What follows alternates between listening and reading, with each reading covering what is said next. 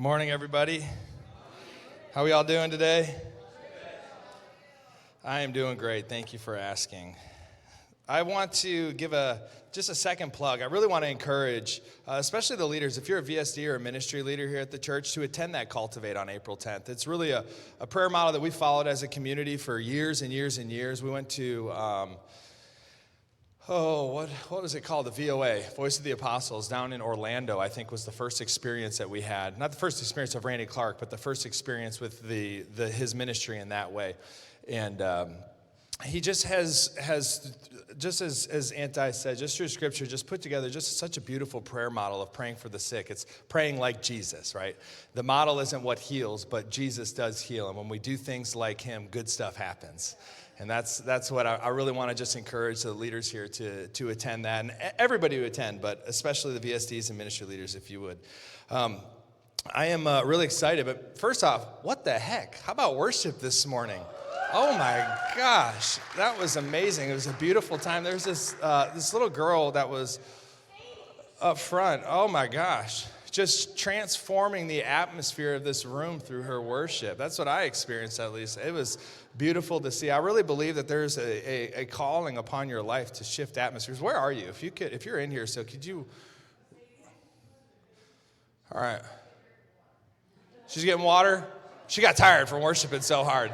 She needed a drink. Well, I just believe that there's a calling on her life to change atmospheres. That girl, when she walks into rooms, that there's things that are going to shift in workplaces as she gets older and homes. And I'm just excited to see what it is that God does through her life. We just say yes.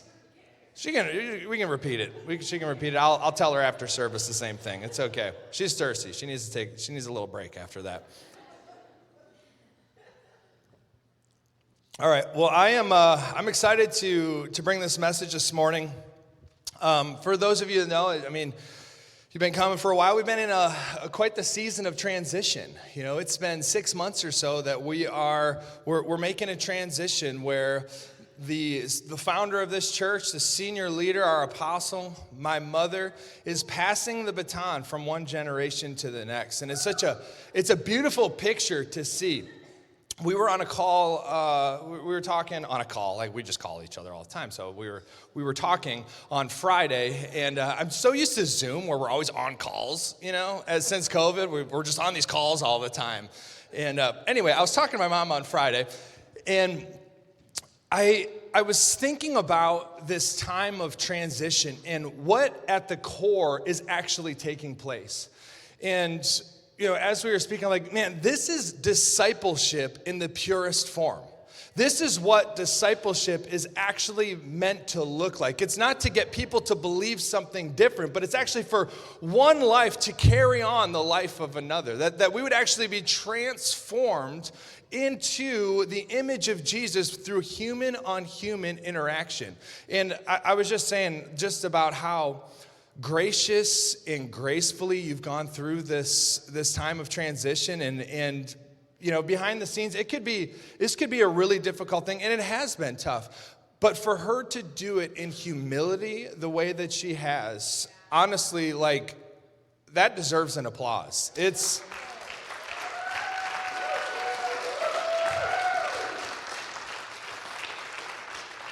It can be very easy to, in times of transition, to really let go of things that you truly care about, right? But we know that at the heart and soul of what Jesus did, he modeled it for us, that everything he has, he gave to us, and he told us to then go and to do. And this is a model of this baton being passed is such a beautiful picture of that. You know, God, he thinks in terms of generations. When he gives promises, they are generational promises. The kingdom is actually meant to continue to advance from one generation to the next. And in order for that to happen, it takes fathers and mothers being willing to give what they have to sons and daughters. You know, we can look at this life and we can see it in such a short picture about what I get to accomplish in my life. And I need to make sure that I do everything that I need to do by the time that I die so that I feel successful. But when we live in the kingdom, our mindset shifts and says, what can I actually give to this next generation so the kingdom continue to advance here on the earth even after I'm gone? It's actually meant to be fathers and mothers sowing seeds to the next generation. The next generation then reaping fruit from the previous, sowing seeds down to the next generation. It's meant to continue to expand, to get bigger and bigger and bigger. We see this with Elijah and Elisha. Scripture says that after Elijah, he passed the mantle down. We know that Elisha did twice the amount of miracles that Elijah did in his life. He thinks in this generational mindset over and over again. Elisha and Elijah, Ruth and Naomi, Abraham, Isaac and Jacob, Paul to Timothy, David to Solomon, Jesus to all of us. Like there is this mindset that is meant to continue on so that the kingdom doesn't have to get reset when one generation dies. We don't get a new Bible each generation with a new set of mandates. But we're actually meant to give what we have into the next. And this picture, it's taking place on our leadership team, but I wanted to challenge all of us in our thinking about what we are focusing on in life. Like, am I trying to store up treasures and success for myself, or am I actually thinking generationally minded? What am I actually giving to my children's children? In Deuteronomy chapter 7, verse 9, it says, this is Psalm 145, verse 4. One generation shall commend your works to another and shall declare your mighty acts. Deuteronomy 7:9. Know therefore that the Lord your God is God, the faithful God who keeps covenant and steadfast love with those who love him and keep his commandments to 1,000 generations. Proverbs 13:22, a good man leaves an inheritance to his children's children. When I first got saved, I was this was a little after, actually. I had my daughter in the back of my car, Abigail, my oldest. It was just her and I. We were driving through my hometown, Dubuque, Iowa. We were back there visiting family. And I think we went just to show her off. Like, hey, look, I got a baby now. And we were in the back of the car, or she was in the back of the car, and I was driving down kind of our version of the Beltline in my hometown. It's called the Arterial. And I was driving down the road, and I'm on fire for God. I'm just thinking, I'm blasting worship music, praying, thinking about all the great and mighty things that I'm going to do for God. I want to do this. I want to do that. I want to see revival. I want to see this. I want to see that. I want to see your kingdom come. All great and virtuous prayers. But then the Lord said back to me, but yes, I'm so glad you want to see that. But what are you putting into motion? And it started this mindset shift in me where I quit thinking about only what I get to accomplish, but what am I actually putting into motion here in my lifetime that gets to be passed on to my children's children's children's children's children? What are the things that get easier as my bloodline continues? What are those things that were normal in my family history that get to stop with me? What are those addictions that came through and then they stopped once they hit me? What is the brokenness that gets to stop with me that they get to learn is just the expectation of normal life that they get to grow up in? It's such a beautiful picture, us raising our children in this kind of environment and getting to see that for them, this is normal to experience the presence of God on a Sunday like this. Maybe it wasn't normal for us in our upbringing, but it gets to be normal for the next generation, whether that's natural children or spiritual children that you get to bring into the kingdom of heaven. My intention this morning is we're going to take a little look back through time. We're going to have some story time together is what we're going to do. As I was praying about this message, earlier this past week, I had felt the Lord give me 5 kind of main themes that he has really birthed through our founder, through my mother, here in this house. And what my intention is just like when Joshua and the Israelites crossed over the Jordan, the Lord commanded him to build this area, these stones of remembrance, so that future generations, when they passed by, could remember the provision and the miraculous works that the Lord did in their life. And so that is my intention this morning, is that we're gonna take a little look back through our history to honor what it is that the Lord has done through your life, to honor as stones of remembrance, as not just a pile to walk by, but as a foundation of that this house is being built on. You know, we've been using this term of passing the baton quite a bit. And in a relay race, when a baton is about to be passed from one runner to the next runner, that runner that's waiting for the baton is very mindful of the pace at which the runner before them is running. They keep their eyes upon that runner that is behind them, watching, so that when they get close enough, they actually, as they take off, the goal is for them to match the pace of the previous runner, so that the race does not slow down, but can continue going forward. And so this is my intention this morning, is that we're looking back and we are catching the pace at which we have been running as a community, so that as this baton is passed, we continue on the same pace in the same race. Look, when this baton's passed, we're not heading for another track. We're going to continue doing what the Lord has birthed in this house. I'm committed to that. We are not going to go and switch courses here. We are going to continue on in these foundational truths that the Lord did. And though this leg of our pastor's race is done, she's not done running yet. It's just a new leg to this race that's coming.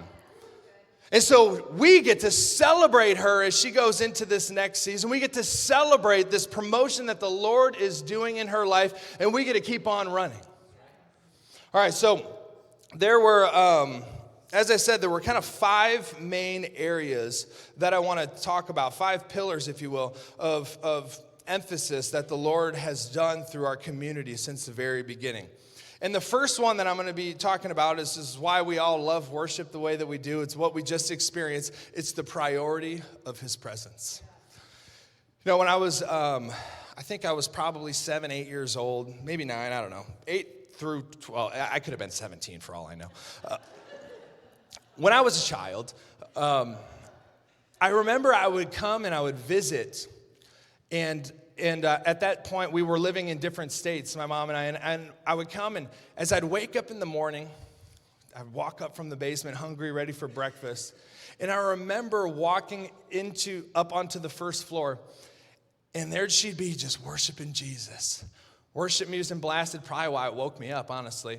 Worship music blasting, and I just felt that there was something different up there that was going on, that at that time I couldn't put words to it. I didn't understand necessarily what it was, but now I know that there was this hunger and desire for the presence of God to be experienced above all else.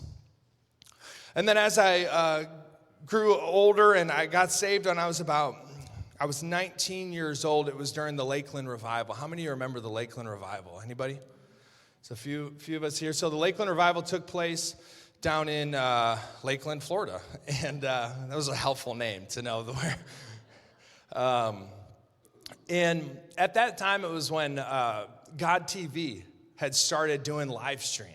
That was like cutting edge. This was 2009. Live stream was not a normal thing. God TV is broadcasting this revival that was taking place in Lakeland, and it had an international impact where millions and millions of people got saved, millions of people got delivered, got healed. Whether you were in the service or not, God was still setting people free. He happens to not be bound by distance. And I remember right when I got saved, we would do this thing. It was Todd Bentley was the gentleman that was used during that time for the Lakeland Revival, and he called it pickling in the presence. And we would literally just lay out. It was like a nightly routine. It was like dinner, and then instead of dessert, we pickled. And we would just literally lay on the floor and just wait. Worship and wait for God's presence to come into our home and to overwhelm us, to overtake us, to cleanse us, to do the thing that Max was just talking about, to search our hearts, to heal those deep places that were in our hearts. And From the very beginning, this has been a heart cry of hers, and it's a heart cry of this community, and it's something that we will continue moving forward. And you've heard her say it many times that if the presence of God is not here, we are closing the door. I am continuing that promise as we go into this transition next week. We will not move forward without his presence because we don't want to be doing anything that he's not doing. And his presence, it's not just a feeling, it's not just an emotion, it's not just a worship experience. It's something that can take place during the word, it's something that takes place during fellowship. It's like this first time that we get to encounter what reality actually is the only way I can explain it. It's this presence, this thing that can't be put into words. It's just, we know that there's something more real than what we are living in right now. And this is what the presence of God does. It draws us up into a greater reality. Mark chapter 16, verse 20. After it says, and they went out and preached everywhere while the Lord worked with them and confirmed the message by accompanying signs. The beauty, the difference between our religion and every other religion on the earth is that our God is alive. And he proves it over and over and over and over again. It's a relationship with a risen king, one that is actually transforming this earth to look like heaven. And we get to partake of that as we honor his presence. We put a priority on it above all else. So this was maybe a couple years later, and we decided for those of you that don't know, I'm sure many know the story, and I understand that I'm going to be repeating things, but I do think it's important for us to look back, to align ourselves all together as a community with this transition, to align ourselves in what it is that we are actually building, to make sure that we are continuing on in the race that God has set before us. So it was 2012. We just wanted to worship the King. And there was 5 of us, I believe. The first night, maybe 6 or 7. It was a big blowout service. 6 or 7 of us in the living room of my mother's home. And at that time, we were just going to start doing a monthly Bible study. And you guys good with story time this morning? All right. And we're doing a Bible study. And then at the end of it, there was prayer, and his presence came. And because his presence came, everybody said, can we do this more often? Because we don't get to experience this all the time in our lives. And she said, sure, why not? You guys can come back. And I think it was at that point, it was, why don't you come back next month? And then at that service, or gathering, I should say, we pulled Rachel's keyboard out. And still there, still out. And we just worshiped. We worship the King, knowing that the presence of God is the ultimate priority for anything that we are building. We did not intend to start out to build a church in the traditional sense of what a church is. We just want to worship, and it's why you see in our services oftentimes we don't really put too much a priority on pleasing what church should be. We're okay with moving on and doing things the way that God would have us do in the moment, to actually extend worship at times. You've all been here in these services that it's like, man, what is happening? We don't know either, okay?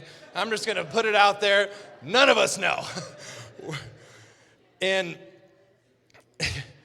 we started worshiping, and as a result of worshiping, we just started coming more and more, and Max and Thea started coming, and Spencer and Kaylee, who I think are serving in the children's ministry today, and Jake and Nikki, and Renee was there at that time, and Di had visited the house when we were just hanging out at the house, a bunch of people worshiping together. And I'm sorry if I missed anybody else that's in here, but this was 12 years ago of people that are just hungry to see God's presence move, not just here though, but to see his presence move in their homes, to see his presence move at Meyer. I've been in Michigan long enough. Maybe it's Myers now. Is it Myers? To see his presence move at Meyer, in people's schools, wherever it is, that the presence of God would remain the priority of our lives, not of our services, but of our lives. And then the second thing that really was a real hunger in why we began meeting and pouring into people's lives, the thing that really was burning in my mother's heart was a heart for discipleship. So the presence of God is a priority, and the second to being a heart for people to be discipled. You know, for many years she was an itinerant minister, was traveling around quite a bit, going to these services and these conferences that she would speak at, and she always used to turn that she got tired of blowing in, blowing up, and blowing out, and not actually getting to be a part of seeing the transformation that takes place in people's lives. And I've witnessed personally in my life what this heart of discipleship can actually do, how much being believed in.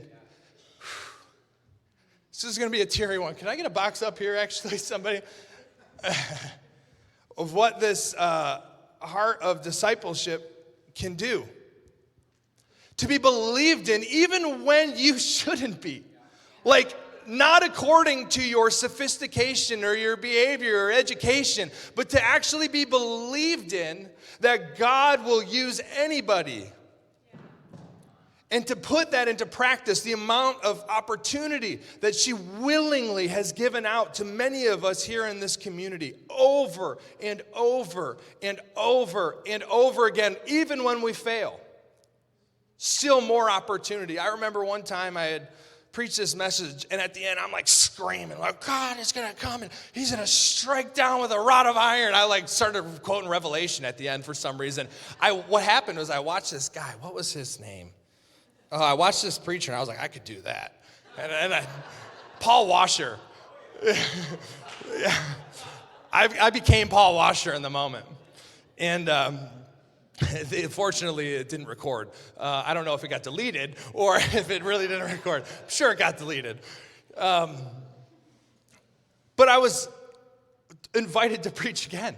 Like, we can screw up and continue going forward. And that's what the heart of discipleship is. It's like, I know that you're not perfect, but I'm going to give you what I have anyway, whether you deserve it or not. One of the greatest moments of my entire life is the result of that heart that you have carried. Besides getting saved, married, having children, the next on the list is preaching in Flint. Like, this was at a time, and many maybe don't know this actually, but during that season when this took place, is my mom was praying about starting to travel again and was asking the Lord if doors would open up, that if she should go and start getting back into some itinerant ministry again. And this door of opportunity opened up. During the time, the very thing that she wanted to do, this door of opportunity opened up. And instead of just taking it, she asked the Lord what to do. It felt like it was for me to go and to preach and to minister at this event that was taking place in Flint, and to bring the rest of the team, just us young. How long ago was that? 6, 7 years ago. Yeah. And did you go? So, yeah, it was wild. It was one of the wildest experiences of my life. And we went to this, it turned out to be at like this community center. And I don't even remember the exact message that I preached, but at the very end of it, I just asked for the team to come up and start giving words of knowledge. And in that service, I watched before my eyes somebody that had cataracts, their entire eyeballs were fogged over from cataracts. I'm doing the number thing in front of their face. They cannot tell me what number I'm holding up in front of their face. And I watched the fog completely disappear from their eyes. As this is happening, I see out of the corner of my eye somebody jump out of a wheelchair and start walking around the room. As that is happening, I see somebody else in a wheelchair. I don't know if it was at the wheelchairs in this place, but somebody else is in a wheelchair going down like this. They had broken their back, hit by a car, I believe, and all of a sudden were down touching their toes. This is in like 10 seconds. The Holy Spirit just broke out. Also, as this is happening, a fight is breaking out in Flint style in the back of the room. Like, this is the type of the environment that we were in at this time. By far the highlight of one of the greatest highlights of my life. And it all stems down to to a heart, a desire for disciples to be raised up and for them to walk in kingdom power. For others to actually take what it is that we have been given and to place it into another generation, to see them move. And it's at the core and in the DNA of what this house has been built on from the very beginning, and that will not change. The third thing is a heart for the hurting. Luke chapter 5, verse 31 and 32 says, "Those who are well have no need of a physician, but those who are sick. I have not come to call the righteous, but sinners to repentance." So we started and we continued the meeting and gathering in her home, and we ended up, it started to be too many people for the living room, and we finished out the basement. And for whatever reason, we just attracted these like post-church people. And what I mean by that is people that were burned out, like done with organized religion, done with church. And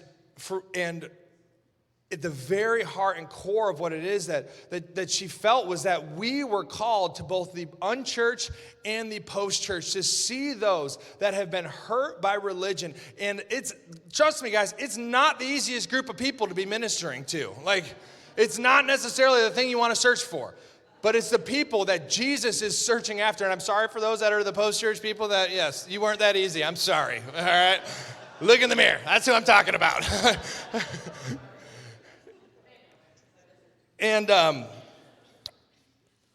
But there's always been this heart for those that are hurt, both emotionally and physically. It's why we make place for healing to take place in our services over and over again. It's why at the end of the services, we call people up that if they need healing for anything at all, and we mean anything, not just physical, but emotional healing, it's in the DNA of what we're doing. It's part of our mission to heal and restore. It's a heart for the hurting that actually drives us forward. I think it's Matthew chapter 9 maybe that says, Jesus moved with compassion, then went and healed. And it's in the DNA of who we are that we would actually be a compassionate people that understand that, look, life is messy. And we're not just trying to do this to create a bunch of plastic Christians that put a smile on their face every Sunday, but real authentic relationships would actually take place in here. For people to really live in vulnerability with one another, because it's only through vulnerability that we can come to terms with the places in our heart that really need to be transformed and that really need to be healed. And so we continued on in the basement for, I don't know how long, maybe a year or so. And it just started to outgrow. We had people donate chairs that they had bought at Costco, those folding chairs. They're in my basement right now, currently. And it was such a beautiful thing that was taking place. A bunch of people that were just broken and hungry to see the King glorified. That's it.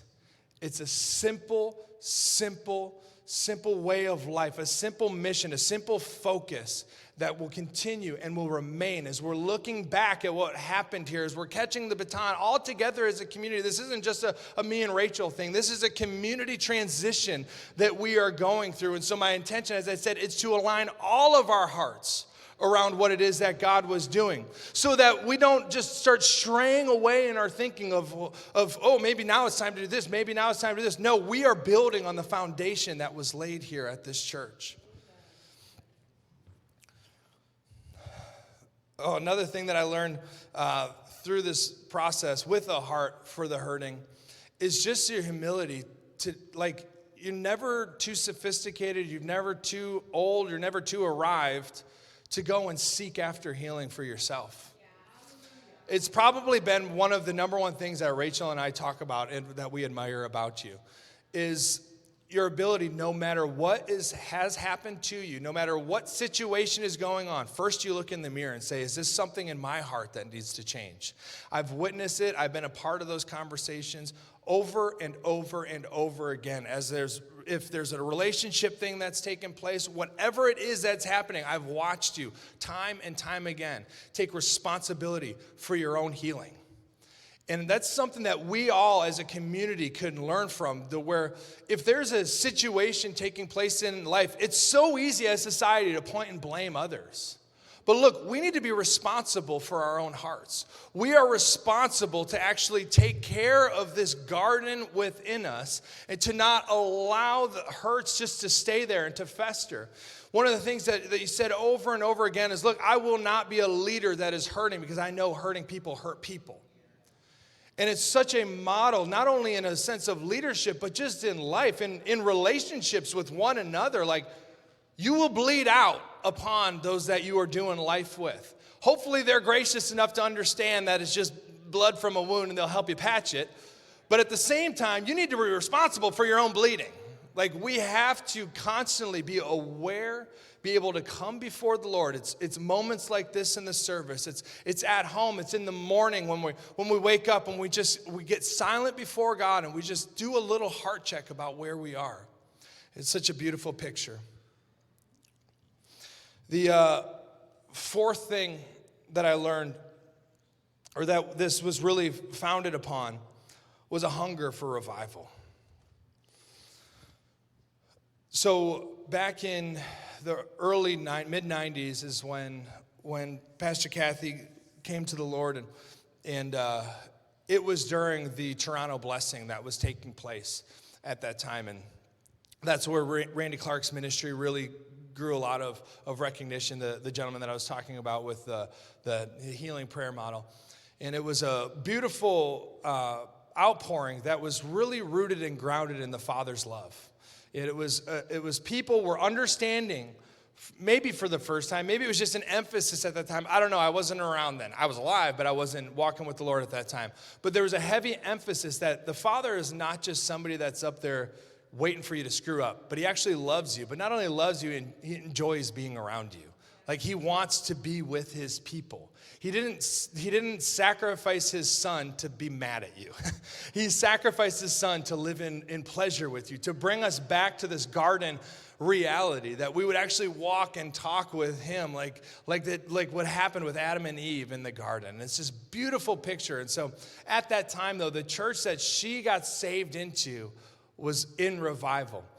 And full circle moment, it was actually Dr. Leon was the one that the Lord had used in that community, the man that is coming here next week to commission all of us into this new season.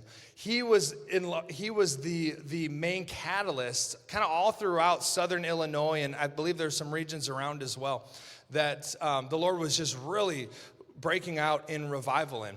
And when we receive something from fathers and mothers, that just becomes our new expectation of living. Like, when my children are growing up in a home that's filled with love, that's just their expectation of what the home is supposed to be like for their children. When my children are growing up in a home of abuse, that becomes the expectation of what they are going to raise their children in, unless the Lord intervenes and does a change.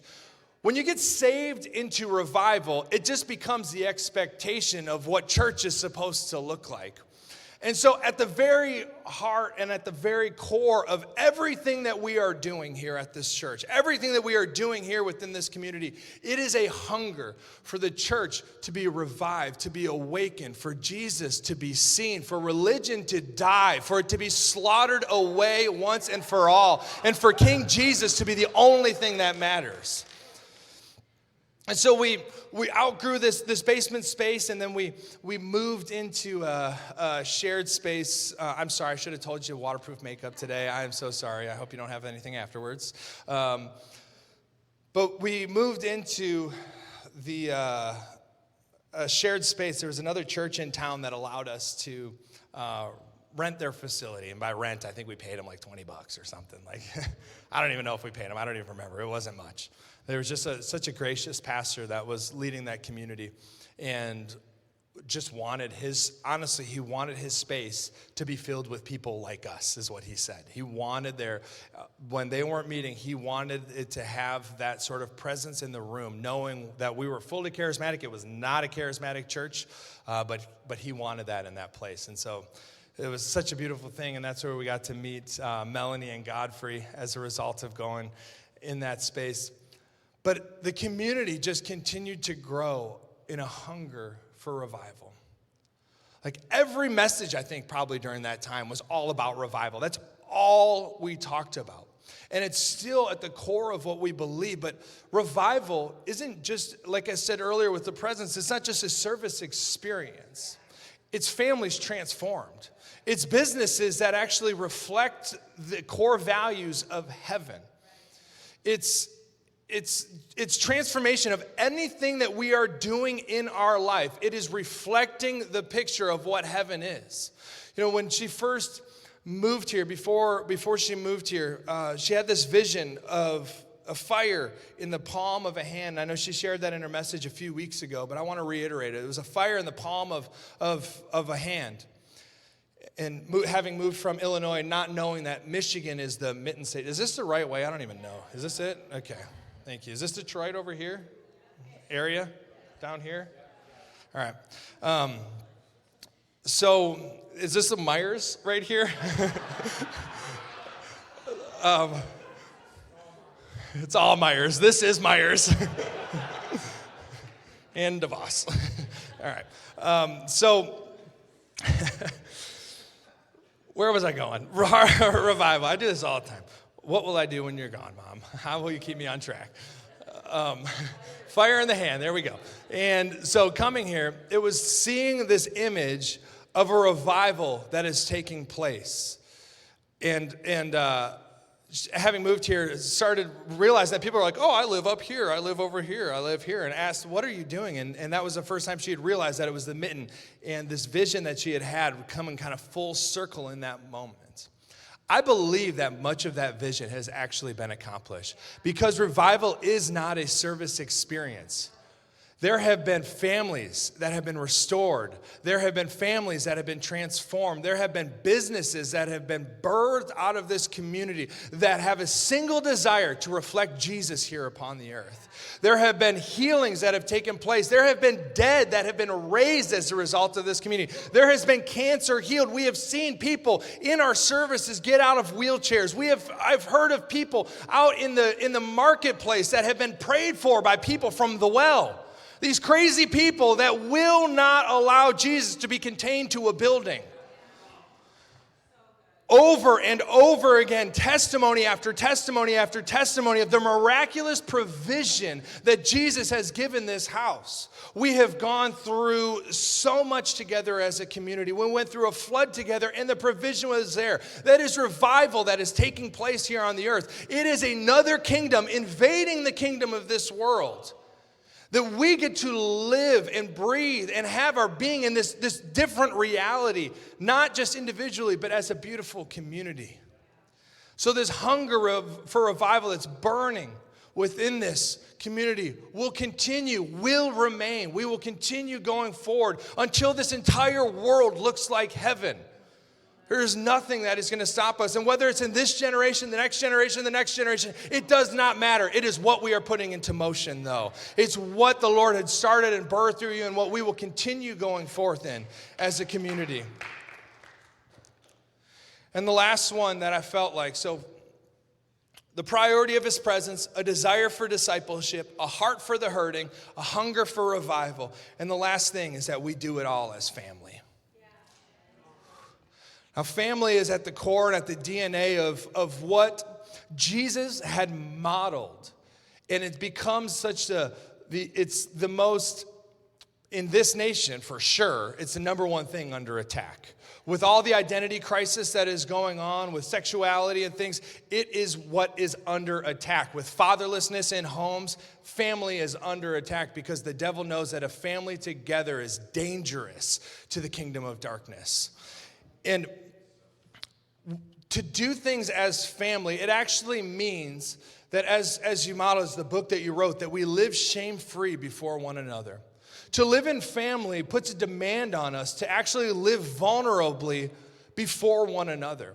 There have been so many weeks. We have a kind of a tradition where we do the Sunday after church hangout. There have been weeks upon weeks upon weeks. I don't want to do it, honestly. I am tired. I want to go home. I don't want to do anything but go to sleep. I just got done sometimes I'd be worshiping. I hop down here, come back around. I come up and preach. I don't want to do it. But with this heart for family that you have carried, it puts a demand that I don't get to just do what I want to do. I don't get to hide. I don't get to just fall away and try to get and do this thing on my own. We are called into family with one another to be interdependent on one another because the kingdom advances as family. The old African proverb says, if you want to go fast, go alone, but if you want to go far, go as family. And we just saw how generationally the Lord is thinking, and that actually has to look like something practically. Like we can't just say, oh, I believe that the kingdom of God is a family and he wants to move generationally. That's messy. Like family is not an easy thing for so many people, especially if you were raised in some sort of brokenness in your family. But we get to rewrite what it looks like to live in healthy family with one another. I think it was last Sunday, we were talking about how many people are in here that have these generations within one church. I'm seeing it right now with Greg and Kim and Max and Thea, and the stands, the whole generation. They take up a row or two or three or something. And we have the Howards that are in here. All of these people there's this generational thing, the Wimbushes, that is happening within families in this community. And it's something that is beautiful. It's not something that is easy, but it is necessary. If we actually believe that Jesus has called us into family with one another, it doesn't mean then that we get to just get away from our family. We get to divorce our family, so to speak, when things aren't going the way that we want them to go. It doesn't mean that we get to run and we get to hide. It means that we stick together. We push through those hard conversations. The things that are making us uncomfortable, we stick together. We go through those moments. And it's something that you have modeled so beautifully here as a community. It's times when, you said this maybe 5-6 years ago, but it was during a real difficult season of her life, and she said it wasn't my faith that got me through it. It was the faith of my family. Family allows there to be a safety net for us. That when we don't have anything to give, when we have nothing to show up with, family's like, you know what, that's all right. I got the mashed potatoes this year. Not a big deal. I'll take care of it for you. That's at the heart and core of what we are trying to build here, that you don't have to have it all together at all times. You won't. And if you try to, you'll burn yourself out or you will just be really fake. That's when we're faking disciples, not making disciples. Like we have to be honest about what we are feeling in our hearts and just show up. Stick together through thick and thin. It doesn't matter. We have been through the ringer in this community, just through situations that just did not happen at the right time. Globally, the church, we watched a lot of our family members in this community that left during COVID and unfortunately didn't come back. And that saddens my heart. I believe that there will still be a time of restoration for many of them.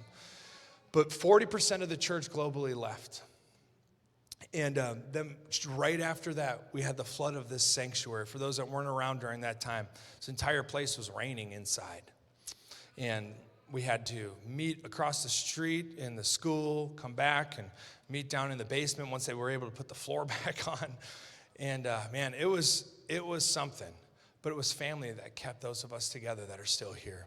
It was the commitment to something bigger than ourselves. Commitment to not just to comfort, but to the uncomforts that family means for one another. So we went from the basement. We went from the living room to the basement, to the church, the Methodist church, to the strip. We were in a strip on Breton and 44th Street for a while. And then here to this house where we are right now. It's been quite the journey that we've been on together as a community. And, but I just wanted to realign us to what it was that the Lord started here.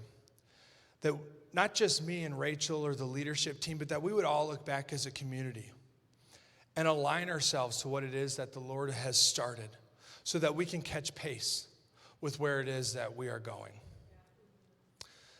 Because I am committing to you, Rachel, the rest of the leadership team, we will not build on something else except for these foundational truths. So as we go forward, as the baton is passed next week, I'm committing that we will continue in healing, restoring, training, sending, believing the best in one another, and seeing Jesus get glorified. And for that, all I got to say is thank you.